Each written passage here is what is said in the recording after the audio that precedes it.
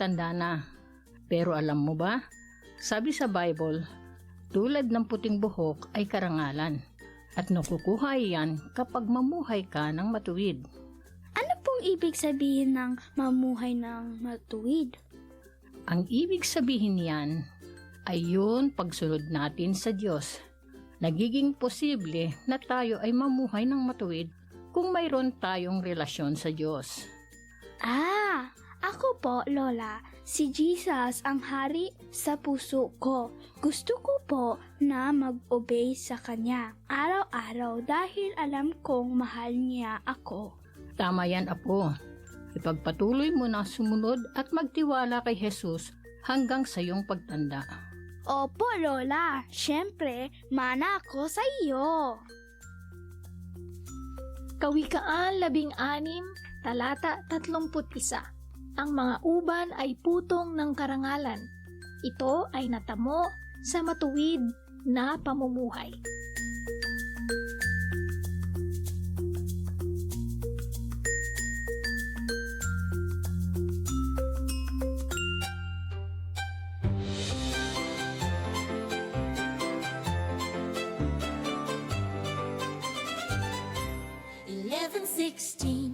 DXAS, your community radio.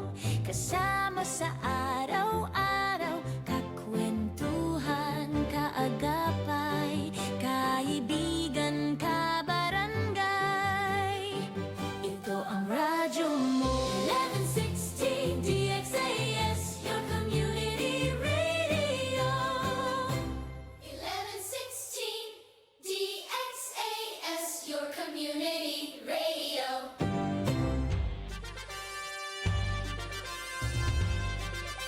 This is your community radio, 1116 DXAS, communicating Christ in our world. Mga usapang pampamilya at mga usapin ng tamang pagpapasya.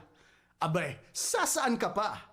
E di siyempre, dito ka na makinig sa Family Matters.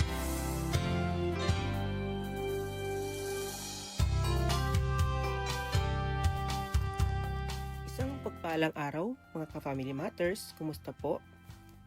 Kumusta at isa na namang espesyal na Saturday sa inyong lahat. Naway maging espesyal ang araw na ito dahil ang Saturday ay nilaan natin para sa isang espesyal na kwento. Kwento ng mga pinagdadaanan ng mga pamilyang may espesyal na pangangailangan. Assalamualaikum, mayong buntag, buenos dias, magandang umaga, good morning. Happy listening po sa ating mga masusugid at faithful listeners ng Family Matters Saturday Special. At ikaw naman ay first time nating makakasama ngayong umaga, isang mainit at taos-pusong pagtanggap sa iyo. Welcome sa ating programa. Magandang umaga rin sa ating mga viewers online, sa mga nanonood at nakikinig sa pamamagitan ng Facebook, YouTube at sa ating live stream. Nasaan man kayo ngayon dito sa Zamboanga Peninsula, Basilan, Sulu, Tawi-Tawi o saan mang panig ng mundo, maraming salamat sa pagpili niyong samahan kami ngayong umaga. Ako po ang iyong lingkod at kasama, Ibs Ismael, at tunay na isang karangalan na muli kayong makasama.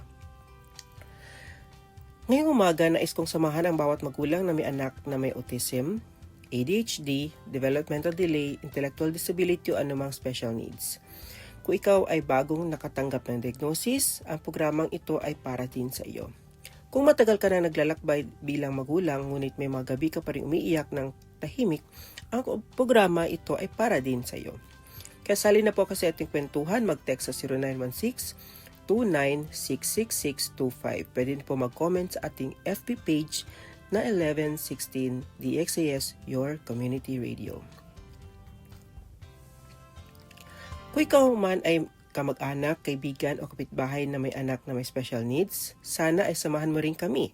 Dahil naniniwala akong mas nagiging magaan ang bawat paglalakbay kapag mas maraming pusong handang umunawa. Hindi ko alam kung ano ang daladala mong bigat ngayong umaga. Maaring kagagaling mo lang sa isang linggong halos wala kang pahinga. Baka kagabi ay halos hindi ka nakatulog dahil sa pag-alaga sa iyong anak. O marahil, sariwa pa rin sa iyong alaala ang araw na sinabi ng doktor. May autism po ang anak ninyo. May developmental delay po siya. Kailangan po natin siyang mabigyan ng intervention. Ito yung mga salitang kapag naririnig mo, parang humihinto sandali ang mundo. Parang biglang naging tahimik ang paligid. Narinig mo ang boses ng doktor, ngunit parang hindi na pumapasok ang lahat ng kanyang sinasabi. Sa isip mo, iisa lang ang paulit-ulit na tanong. Ano nga ang mangyayari sa anak ko? Makakapagsalita pa kaya siya? Makakapag-aral kaya siya? Magiging independent kaya siya balang araw? At marahil, ang tanong na hindi mo masabi sa iba, bakit kami, Lord? Kung yan ang laman ng puso mo ngayon, gusto kong sabihin sa iyo, hindi ka nag-iisa. Agad sa lahat, hindi ka masamang magulang dahil nararamdaman mo iyon. Natural lang ang matakot, natural lang ang malito, natural lang ang mapagod, natural lang ang umiyak. Hindi ibig sabihin na mahina ang iyong pananampalataya. Ibig sabihin lamang ito, mahal na mahal mo ang iyong anak. May nabasa nga ako isang mensahe, sabi dito. Kung ikaw ay may anak na may autism, may special needs o anumang developmental o mental health condition, hindi ito basta nangyari sa iyo. Pinili ka ng Diyos para sa isang natatanging paglalakbay. Noong una, kung itong nabasa, napahinto ako, napaisip ako. Dahil kadalasan, kapag may diagnosis ng ating anak, ang una nating iniisip ay, ano ang nagawa kong mali? May pagkukulang ba ako? Bakit sa amin nangyari ito? Pero paano kung hindi ito aksidente? Paano kung ang kwento ng iyong pamilya ay hindi pagkakamali? Paano kung iba lamang ang landas na inhanda ng Diyos para sa inyo? Hindi ko sinasabing madali itong tanggapin. At hindi rin kita pinipilit na tanggapin agad. Dahil ang pagtanggap, hindi nangyayari sa isang araw. Isa itong paglalakbay. Alam ba ninyo, kapag may diagnosis sa isang bata, hindi lang ang bata ang dumaraan sa proseso, pati ang mga magulang. May proseso ng pagluluksa, sa Ingles na tinatawag ay grieving.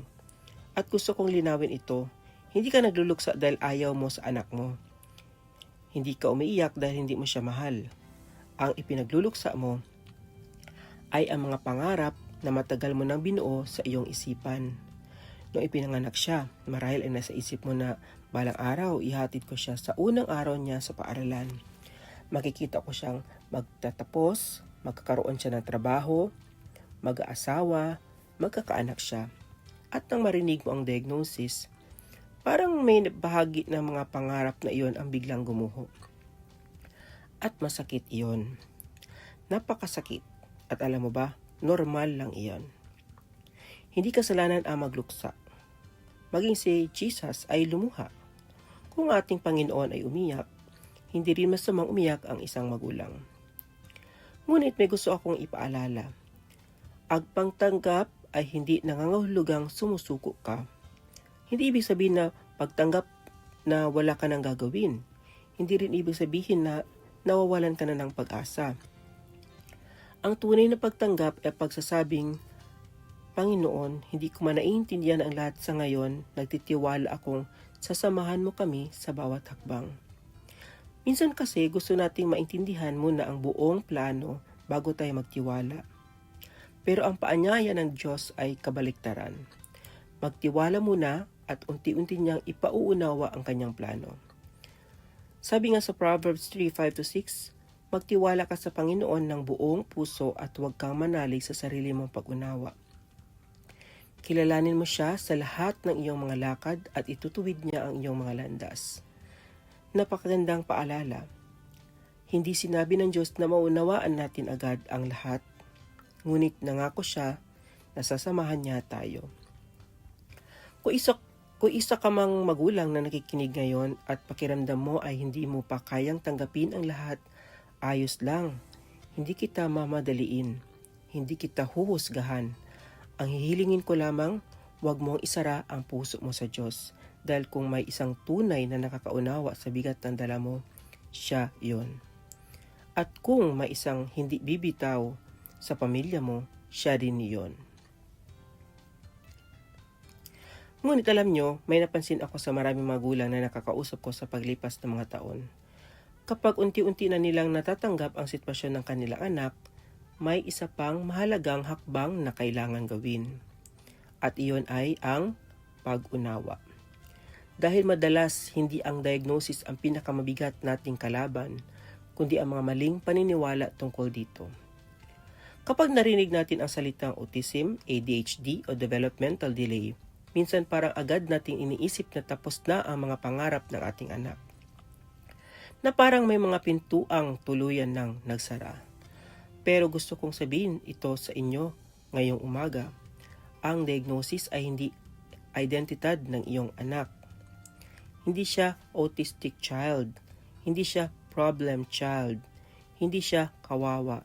Siya ay batang may autism.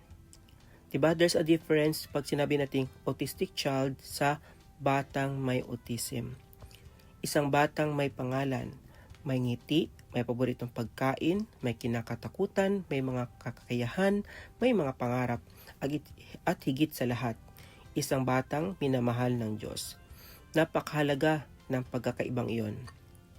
Dahil kung diagnosis lang ang nakikita natin, unti-unti rin nating makakalimutang makita ang bata sa likod nito. Minsan, sa sobrang paghahanap natin ng susunod na therapy, sa susunod na mga assessment, clinic visitation, o susunod na mga intervention, nakakalimutan nating maupo sa tabi ng ating anak, makipaglaro, makipagtawanan, at yakapin siya ng walang ibang iniisip kundi ang simpleng katotohanang siya ay ating anak. Alam ba ninyo kung ano ang isa pinakamagandang regalong na maibibigay natin sa ating mga anak? Hindi ito pinakamahal na laruan, hindi rin ito ang pinakamahal na therapy, kundi ang pakiramdam na sila ay tinatanggap at minamahal. Hindi dahil sa kanilang nagagawa, kundi dahil siya ay mahalaga. Nalala kong sinabi ni Haring David sa Awit 139, "Pinuri kita sapagkat ako'y nilalang na may kamangha-manghang pagkakagawa." Napakandang reminder, hindi sinabi ng Diyos na ang tao ay magiging pare-pareho. Hindi yung sinabing lahat ay magkakaroon ng pare-parehong kakayahan, parehong bilis ng pagkatuto o parehong landas sa buhay.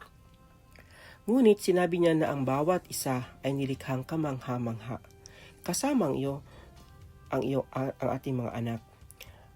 May mga batang mabilis magsalita, may mga batang matagal bago makapagsalita. May mga batang mahilig makisalamuha. May mga batang mas komportable sa katahimikan. Hindi sila pare-pareho. At hindi rin kailangan pare-pareho. Ang ating tungkulin bilang magulang ay hindi kaagad, hindi gawing katulad ang iba ang ating anak. Ang ating tungkulin ay tulungan siyang maging pinakamahusay na bersyon ng taong nilikha ng Diyos para sa Kanya. Minsan, ang tunay na pag-unawa ay nagsisimula sa pagbabago ng ating tanong. Sa halip na ang itanong natin ay bakit ganitong anak ko, subukan nating itanong, ano kaya ang gustong ipakita sa akin ng anak ko? Sa halip na bakit hindi niya kayang gawin ang ginagawa ng ibang bata, maaring itanong natin, ano ang kaya niyang gawin at paano ko siya matutulungan lalo pa itong ilinang o i-nurture. Napakalaking pagbabago ng pananaw kapag nagsimula tayo magtanong ng may pag-unawa kaysa may paghahambing. Dahil ang paghahambing ay kadalasang nagdudulot ng pagkabigo. Ngunit ang pag-unawa ay nagbubukas ng pinto para sa pagtanggap, pag-asa at pagmamahal. May mga magulang, gusto ko ring ipaalala ito, huwag niyong sukatin ang progreso ng iyong anak gamit ang timeline ng ibang bata. Dahil ang bawat bata ay may sariling bilis, may sariling paraan ng pagkatuto, may sariling kwento, at ang bawat maliit na hakbang ay mahalaga. Kung kahapon ay hindi siya tumitingin sa iyong mga mata, ngunit ngayon ay sandali ka na niyang tinitignan, ipagpasalamat mo iyon. Kung dati ay ayaw niyang magpahawak, ngunit ngayon ay kusa ka na niyang niyayakap, ipagdiwang mo iyon. Kung dati ay hindi siya nagsasalita, ngunit ngayon ay nakapagbigkas na siya ng isang salita, huwag mong maliitin iyon. Sa mata ng iba, maliit lamang iyon. Pero para sa isang magulang na gagaya natin, napakalaking himala na iyon. At marahil sa mata rin ng Diyos, ang maliliit na tagumpay na ito ay mga paalala na siya ay patuloy na kumikilos sa buhay ng iyong anak. Mga kaibigan, ang pag-unawa ay hindi nangangahulugang masasagot na natin ang lahat ng tanong. Ngunit kapag pinili nating unawain bago husgahan, yakapin bago ikumpara, at mahalin bago baguhin, doon nagsisimulang gumaan ang ating paglalakbay bilang pamilya. At tandaan natin ang isa nating baong katotohanan ngayong umaga. Ang diagnosis ay bahagi lamang ng kwento ng iyong anak, hindi ito ang kabuuan ng kanyang pagkatao. At kung paanong hindi tayo tinitignan ng Diyos batay sa ating mga kahinaan, gayon din ang paanyaya niya sa atin. Natignan ang ating mga anak sa pamamagitan ng kanyang mga mata na may dignidad, may halaga at may layunin.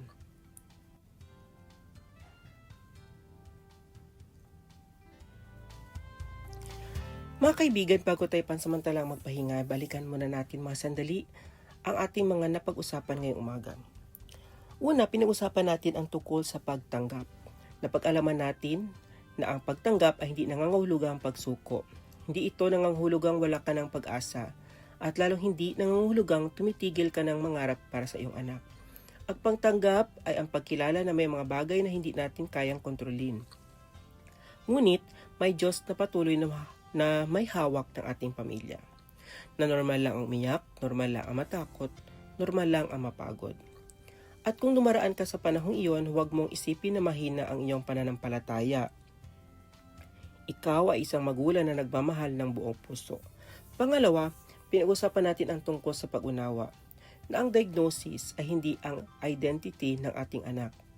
Ang autism, ADHD o anumang special need ay bahagi lamang ng kanyang kwento, hindi ito ang kabuuan ng kanyang pagkatao. Bago natin makita ang kanyang mga limitasyon, sana ay makita muna natin ang kanyang mga kakayahan.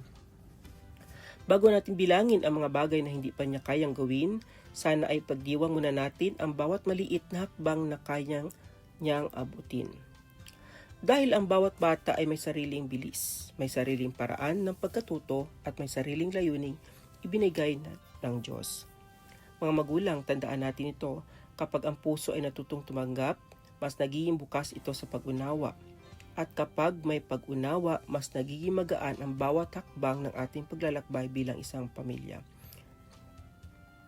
Kaya huwag muna kayong aalis dahil sa pagbalik natin, pag-uusapan naman natin ang isang bagay na hindi mawawala sa puso ng bawat magulang. Pag-asa. Paano nga ba tayo patuloy na magkakaroon ng pag-asa kahit may diagnosis ang ating anak? Paano natin makikita ang magandang plano ng Diyos sa gitna ng mga pagsubok? Alamin natin yan. Kaya huwag mo na kaya aalis, mag-break tayo sandali at ipagpatuloy ating topic. Magbabalik po ang Family Matters dito sa 1116 DXAS, your community radio.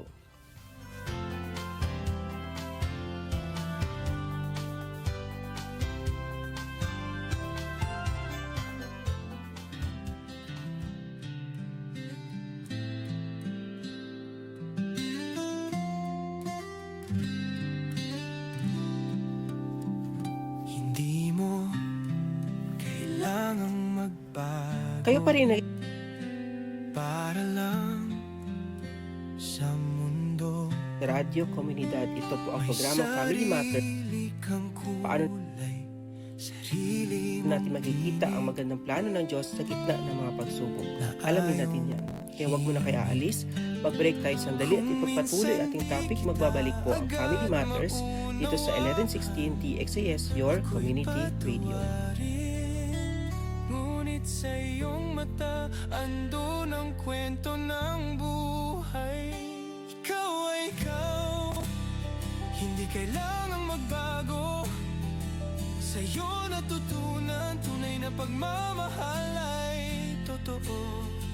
Mga bituin sa'yo'y kumikinang, dahil ang mundo mas maganda nang ikaw ay nandyan.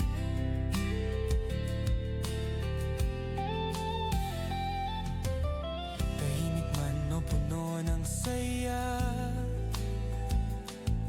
lumalakad sa sarili mong galaw. Di kailangang pareho ang hakbang, dahil ang daan mo'y may sariling sasay.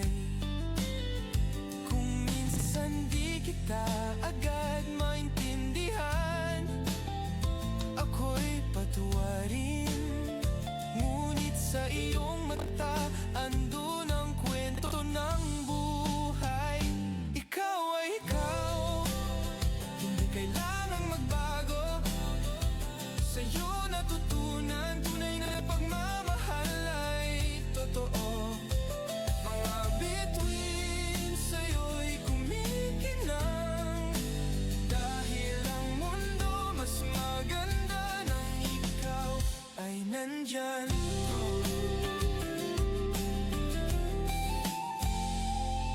Hindi hadlang ang pagkakaiba, dahil sa puso tayo'y iisa.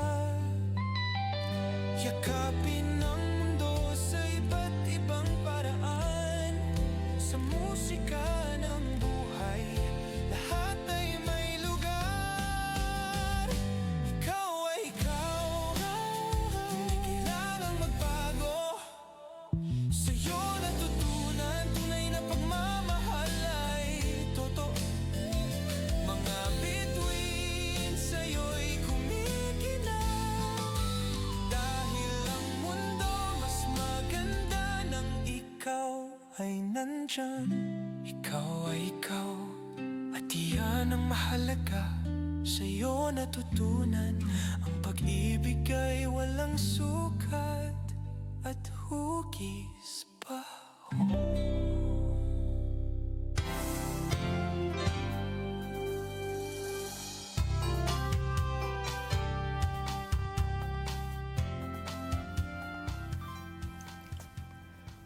Kayo pa rin nakikinig sa 1116 DXAS Radio Komunidad. Ito po ang programang Family Matters at ako po ang inyong makakasama, Ibs Ismael.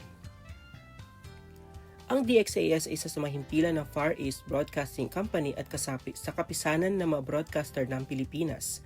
Ang FEBC ay isang non-profit, non-commercial, and donor-based radio station. Dahil sa katapatan ng ating Diyos at sa inyong partnership, tayo ay nagpapatuloy sa paghatid ng mabuting balita ni Kristo. Inaanyahan namin kayo maging bahagi nating radio ministry. Iscan ang QR code ng ating GCash bank account para sa inyong donation. Please send us a message para ma-acknowledge po namin ang iyong donation. Maraming salamat sa iyong partnership at God bless. Ating mga masusugid na tagapakinig, good morning. A blessed morning po. Patuloy na sumasama sa amin tuwing Sabado ng umaga. Taos-puso po kaming nagpapasalamat sa inyong walang sawang suporta at pagtitiwala. Kayo ang nagbibigay inspirasyon sa amin upang ipagpatuloy ang programang ito.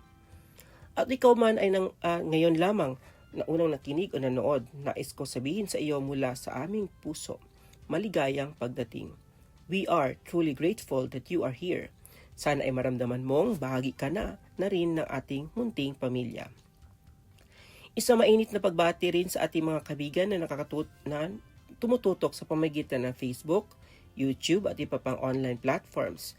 Magandang umaga rin sa ating mga tagapakinig sa buong Zamboanga Peninsula, Basilan, Sulu at Tawi-Tawi. Gayon din sa ating mga kababayan na sa iba't ibang panig ng mundo na nakikinig sa atin sa pamamagitan ng ating live stream. Hindi man tayo makakasama sa isang lugar, pinag-uugnay tayo naman ng isang layunin. Ang patuloy na matuto, magpalakas ng loob at magbigay ng pag-asa sa isa't isa. Marahil ang ilan sa inyo ay kasalukuyang naghahanda ng almusal. Good morning po. Baka kayo po ay naglalaba, nagluluto o nasa biyahe.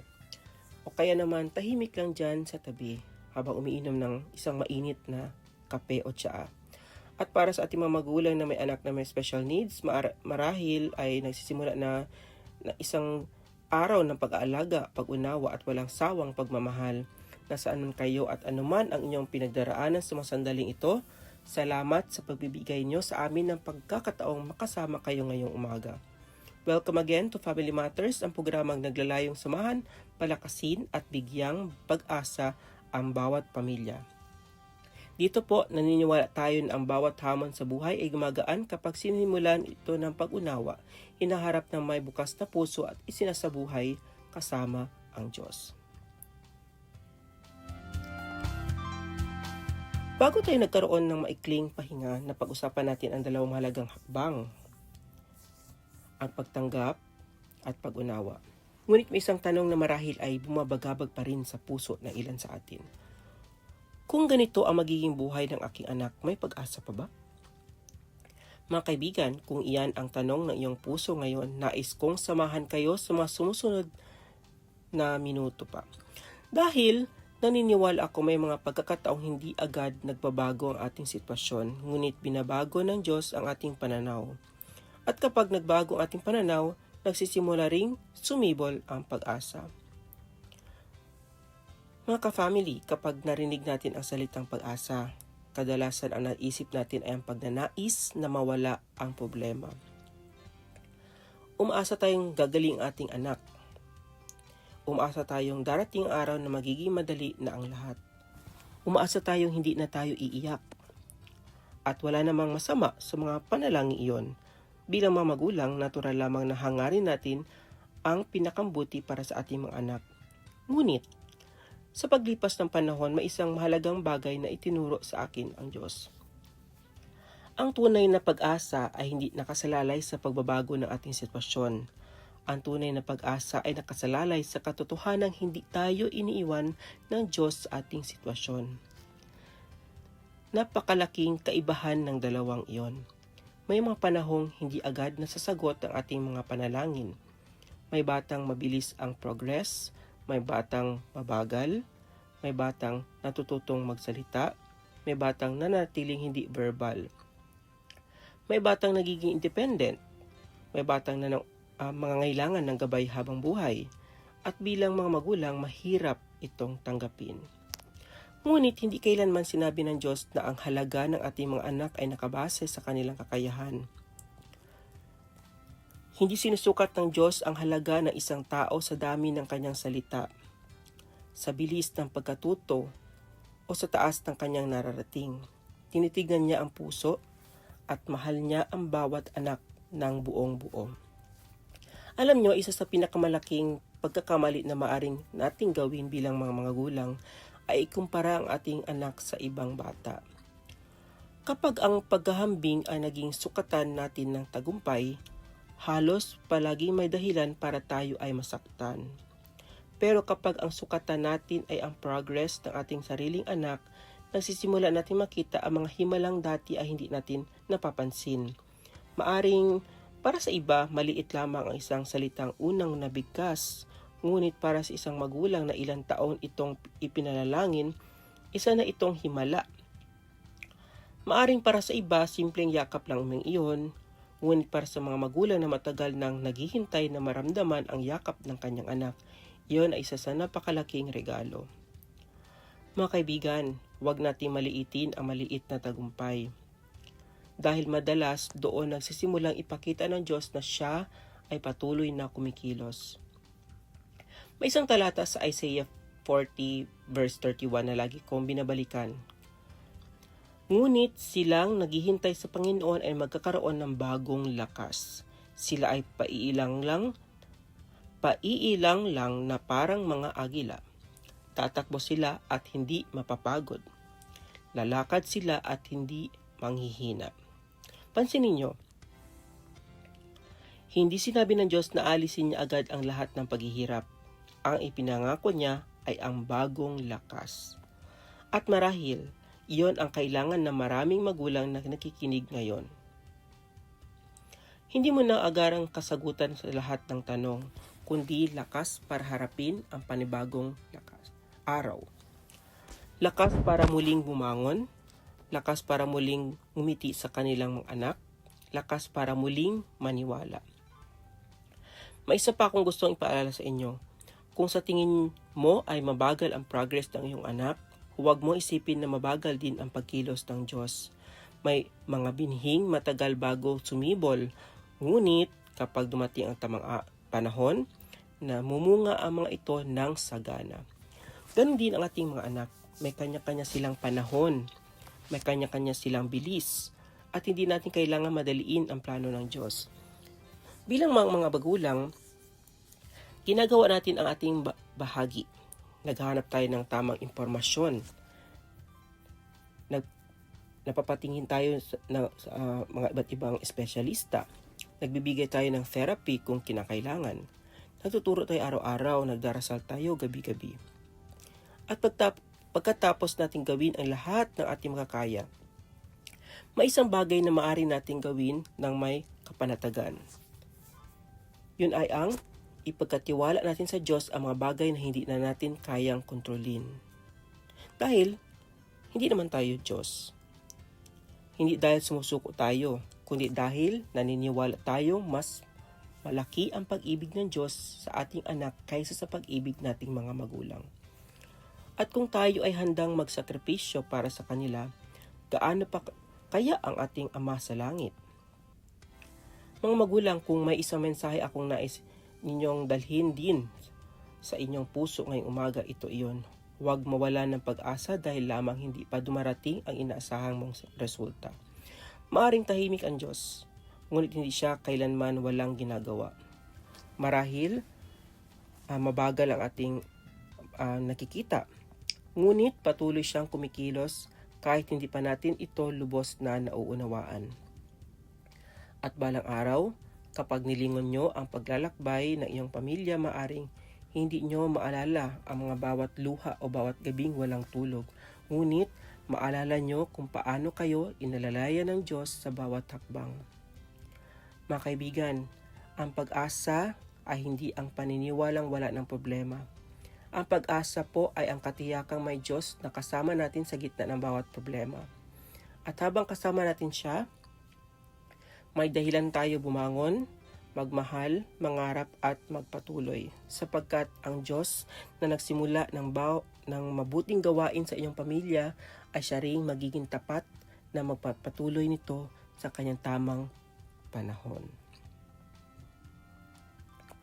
Mga kaibigan, sa huling bahagi natin ng programa ngayong umaga, nais kong pag-usapan naman ang pinakamalaging sandigan na ating paglalakbay bilang magulang. At iyon ay ang pananampalataya. Hindi ko alam kung nasaan ka ngayon sa iyong paglalakbay. Maaring bagong diagnosis pa lamang ang natanggap ng iyong anak. Maaring ilang taon ka na nag-aalaga at pakiramdam mo ay pagod ka na. O baka matagal ka nang nagdarasal para sa isang himala na hanggang ngayon ay hinihintay mo pa rin. Kung alin man sa mga iyon ang sitwasyon mo, gusto kong sabihin sa iyo na nakikita ng Diyos ang bawat luha na walang ibang nakikita. Narinig niya ang bawat buntong hininga na hindi mo masabi sa ibang tao. At kilala niya ang bawat pagod na natahimik mong dinadala. May mga pagkakataon ang pananampalataya ay madaling sabihin, ngunit mahirap isabuhay. Madaling magtiwala kapag maayos ang lahat. Madaling manalangin kapag mabilis nating nakikita ang mga sagot. Ngunit, paano kung tila tahimik ang Diyos? Paano kung patuloy pa rin ang mga therapy? Paano patuloy pa rin ang mga assessments? Patuloy pa rin ang mga gastusin? Patuloy pa rin ang mga gabing kulang sa tulog? At tila wala pang malaking pagbabago? Alam nyo, may isang bagay na unti-unting tinuturo sa akin. Ang pananampalataya ay hindi lamang paniniwala na kayang gawin ng Diyos ang himala. Ang pananampalataya ay ang pagtitiwalang kahit paano man siya kumilos, mabuti pa rin siya. Dahil kung ang pananampalataya natin ay nakabatay lamang sa resulta, madaling panghinaan ng loob kapag hindi nangyari ang inasahan natin. Ngunit kung ang pananampalataya natin ay nakaugat sa karakter niya, mananatili tayong matatag kahit hindi pa natin nakikita ang buong larawan. Naalala ko ang sinasabi sa Isaiah 55:8-9. Sapagkat ang aking mga pag-iisip ay hindi inyong mga pag-iisip, ni ang inyong mga pamamaraan ay aking mga pamaraan, sabi ng Panginoon. Hindi ibig sabihin may mga bagay na maaring hindi natin agad maunawaan. May mga tanong na maaring wala pa tayong kasagutan ngayon. Ngunit, hindi ibig sabihin noon na wala ng pag-asa. Minsan, ang pinakamalaking himala ay hindi ang agarang pagbabago ng ating sitwasyon, kundi ang unti-unting pagbabago ng ating puso.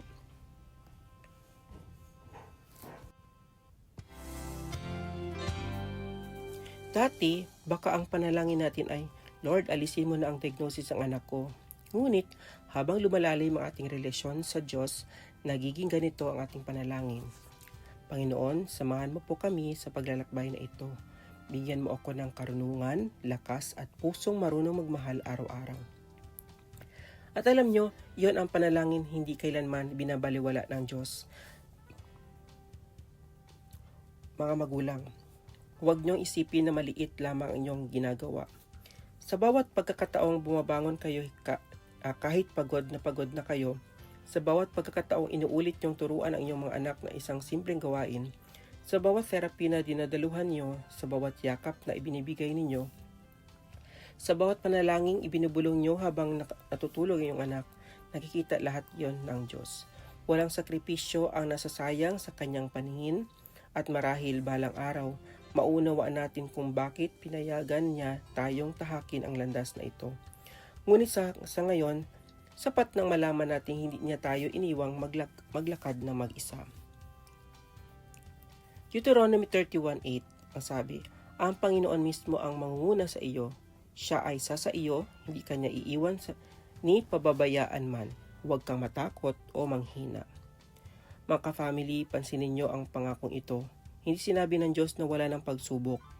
Hindi rin niya sinasabi na magiging madali ang lahat. Ang ipinangako niya ay ang kanyang presensya. At kung kasama natin ang Diyos, hindi tayo kailanman tunay na nag-iisa. Kaya kung ngayong umaga ay pakiramdam mo ay wala ka ng lakas, kung iniisip mong hindi mo na kaya, kung natatakot ka para sa kinabukasan ng iyong anak, isuko mo ang mga takot na iyan sa Diyos, hindi dahil mawawala agad ang lahat ng problema, kundi dahil may Ama sa langit na mas nakakakilala sa iyong anak kaysa sa sinumang espesyalista. Mas nagmamahal sa Kanya kaysa kaya nating sukatin. At may plano para sa Kanyang buhay na higit sa ating nakikita ngayon. Kaya bago tayo magtapos, gusto kong mag-iwan ng isang simpleng paalala na sana ay manatili sa inyong mga puso. Ang diagnosis ng iyong anak ay hindi kailanman naging hadlang para mahalin siya ng Diyos. At hindi rin ito hadlang para gamitin siya ng Diyos sa isang dakilang layunin. Ang diagnosis ng iyong anak ay hindi kailanman naging hadlang para mahalin siya ng Diyos. At hindi rin ito hadlang para gamitin siya ng Diyos sa isang dakilang layunin. At ikaw naman, ikaw na kanyang magulang, hindi ka piniling maging perpekto.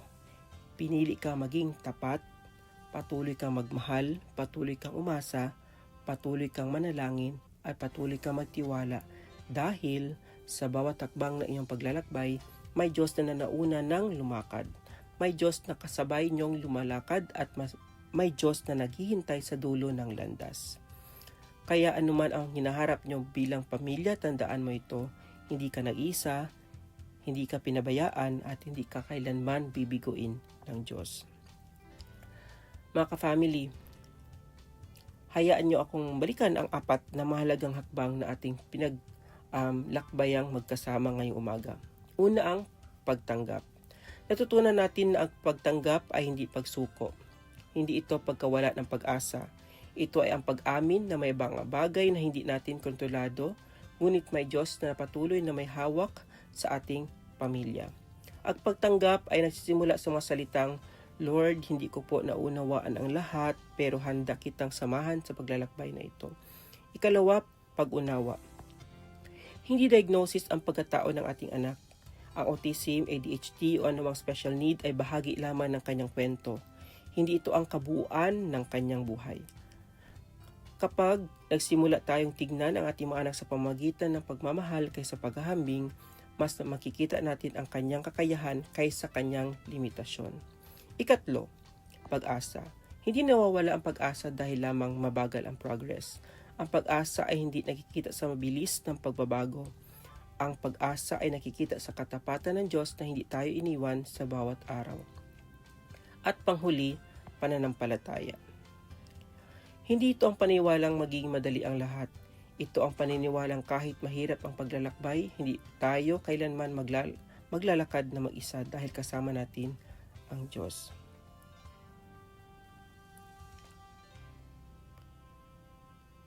Kaya ngayon, at this time, yakapin mo ang iyong anak. Hindi dahil may natutunan siyang bago o may nasabi siyang bagong masalita, hindi dahil naging maayos ang buong araw, kundi dahil anak mo siya. Kapag may maliit siyang nagagawang progress, ipagdiwang mo iyon. Huwag mong hintayin ang malalaking tagumpay bago ka humiti. Kapag napagod ka, magpahinga. Hindi kasalanan ng isang magulang ang mapagod. At higit sa lahat, huwag mong sarilinin ang inyong paglalakbay. Makipag-usap, humingi ng tulong, lumapit sa iyong pamilya, sa iyong simbahan, sa mga kapwa magulang dahil hindi tayo nilikhang lumaban na nag-iisa. Alam nyo, bilang isang magulang, minsan ang pakiramdam natin ay sinusukat tayo ng mundo. Sinusukat tayo sa dami ng therapy, sa dami ng milestone, sa bilis ng development, sa dami ng achievements ng ating anak. Pero kung may nais akong baguhin sa paraan ng ating pagtingin ngayong umaga, ito iyon. Huwag mong sukatin ang tagumpay ng iyong pamilya sa layo ng narating ninyo. Sukatin mo ito sa pagmamahal na pinili nyong ibigay araw-araw. Dahil may mga batang mabilis tumakbo at may mga batang mabagal maglakad, ngunit sa mata ng Diyos, hindi kailanman naging karera ang buhay. Isa itong paglalakbay, at sa bawat paglalakbay, ang pinakamalaga ay hindi kung gaano tayo kabilis, kundi kung sino ang kasama nating naglalakad. Mga family, kung sakaling dumating ang araw na muli kayong mapagod, kung sakaling dumating ang gabi na muli kayong umiyak, balikan nyo ang 4 na salitang ito: pagtanggap, pag-unawa, pag-asa, pananampalataya. At sa tuwing pakiramdam nyo ay hindi nyo na kaya, alalahanin nyo na may Diyos na araw-araw ding nagsasabing, anak, hindi kita iiwan. Ang sukatan ng isang dakilang magulang ay hindi ang dami ng problemang kanyang nalutas, kundi ang dami ng pagmamahal na kanyang naipadama. Sapagkat sa huli, maaring hindi maalala na ang ating mga anak ang bawat therapy na dinaluhan niya, ngunit hindi niya malilimutan ang isang tahanang pinili silang mahalin, tanggapin at samahan, anuman ang kanilang pinagdaraanan. Tandaan, kapag ang pag-ibig ang naging wika ng tahanan, ang bawat maliit na hakbang ng isang bata ay isang nagiging malaking tagumpay ng buong pamilya.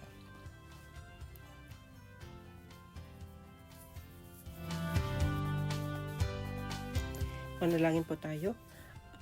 Aming mapagmahal na Ama sa langit, maraming salamat sa inyong walang sawang pagmamahal sa aming mga pamilya.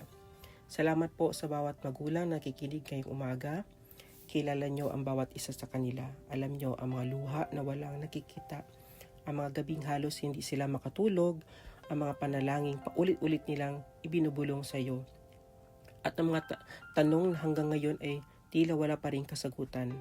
Panginoon, yakapin nyo sila ng iyong kapayapaan. Kapag sila ay napapagod, maging kayo ang kanilang lakas. Kapag sila ay nalilito, maging kayo ang kanilang karunungan. Kapag sila ay nawawalan ng pag-asa, ipaalala nyo na hindi nyo sila kailanman iiwan. Ipinapanalangin din namin ang bawat batang autism at iba pang special needs. Pagpalain nyo sila ng mabuting kalusugan, patuloy na pag-unlad at mga taong tunay na nagmamahal at tatanggap sa kanila. Tulungan nyo kaming maging mga magulang na hindi lamang nagtuturo kundi marunong ding makinig, hindi lamang nagwawasto kundi marunong ding umunawa. At higit sa lahat, maging salamin nawa kami ng iyong walang kondisyong pagmamahal. Gawin niyo kaming mga instrumento ng pag-asa sa ibang pamilya na dumaraan din sa parehong paglalakbay. At naway ang aming mga tahanan ay maging lugar kung saan ang bawat bata ay tinatanggap, minamahal at pinalalakas. Lahat ng ito ay aming hinihiling sa makapangyarihang pangalan ng aming Panginoong Hesukristo. Amen. Mga kaibigan, bago tayo magpaalam, nais ko pong ibahagi ang ating society, ang Zamboanga Peninsula Autism Society. Isa po itong samahan ng mga magulang, pamilya, caregivers, professionals, volunteers at mga individual na may isang hangarin. Ang bumuo ng isang komunidad na may pag-unawa, pagtanggap at tunay na malasakit sa mga taong may autism at iba pang differences sa spectrum. Bakit po kayo dapat sumama o mag-join sa ating society? Naniniwala kami na walang magulang ang dapat maglakbay ng mag-isa. Marahil ay bagong diagnosis pa lamang ang natanggap ng iyong anak, marahil ay naghahanap kayo ng tamang impormasyon, baka kailangan nyo ng makakausap na tunay na nakakaunawa, o baka gusto nyong matutong maging mas epektibong magulang o tagapagtaguyod ng iyong anak. Nandito po kami. Hindi dahil hawak namin ang lahat ng sagot, kundi dahil handa kami makinig, samahan kayo, ipanalangin kayo at kung kinakailangan ay tulungan kayong maituro sa mga tamang tao at tamang serbisyo. Kung may mga pinagdaraanan kayo, kung may mga tanong kayo tungkol sa autism, kung nalulungkot kayo, kung nalilito kayo, o kung kailangan nyo lamang ng isang taong makinig, huwag po kayong mahiyang mag-message sa amin. Magkasama nating harapin at hanapan ng paraan ang inyong mga alalahanin. Magkasama tayong manalangin at kung kinakailangan, magsangguni tayo sa mga taong maaring makatulong. Dahil naniniwala kami na ang pagpapalaki sa isang batay may special need ay hindi lamang responsibilidad ng isang pamilya. Ito ay responsibilidad din ng isang komunidad. At gaya nga ng kasabihang madalas natin marinig, it takes a village to raise a child. Ngunit nais ko itong dagdagan ngayong umaga. It takes a compassionate community to build an inclusive society. Kainanahan namin kayong maging bahagi ng paglalakbay na ito. Bisitahin lamang aming Facebook page na Zamboanga Peninsula Autism Society. At syempre, maaari pa rin kayo mag-iwan ng yung mensahe dito sa amin sa Family Matters 1116 DXAS, your community radio. Narito kami upang makinig, narito kami upang umalalay, at higit sa lahat, narito kami upang ipaalala sa iyo na hindi kayo nag-iisa. At ito muna magtatapos sa ating kwentuhan ngayong umaga. Naway naging makabuluhan ang ating kwento at hoping that this morning's conversation will help us to be better parents to our kids. Maraming salamat po sa inyong oras, pakikinig at patuloy na pagtitiwala sa Family Matters Saturday Special dito sa 1116 DXAS. Lubos din po kami nagpapasalamat sa ating masisipag na technicians, Romel Paulino at Rolando Alfonso, na walang sawang naglilingkod sa likod ng himpilan. Inaanyahan po namin kayong samahan kami araw-araw. Ang Family Matters po ay maririnig Lunes hanggang Sabado tuwing 9:30 ng umaga. You can also check us on Facebook and YouTube channel. Muli po, ako si Ibs Ismael, nagpapaalala na ang bawat hamon sa buhay ay gumagaan kapag sinimulan ito ng pag-unawa at hinaharap ng bukas na puso at ipinagkakatiwala sa Diyos. Ang Family Matters ay kasama nyo sa pagtaguyod ng pamilyang Pilipino.